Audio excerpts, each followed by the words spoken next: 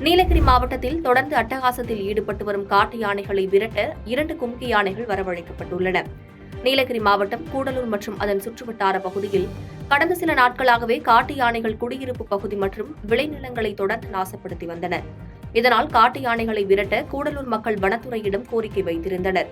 இதனைத் தொடர்ந்து முதுமலை தெப்பக்காடு முகாமில் இருந்து தேர்ச்சி பெற்ற சங்கர் மற்றும் சீனிவாசன் என்ற 2 கும்கி யானைகள் வரவழைக்கப்பட்டு நகர பகுதி முழுவதும் 50க்கும் மேற்பட்ட வனத்துறையினர் கும்கி யானைகளோடு ரோந்து பணியில் ஈடுபட்டுள்ளனர். இதனால் அப்பகுதி மக்கள் நிம்மதியடைந்தனர்.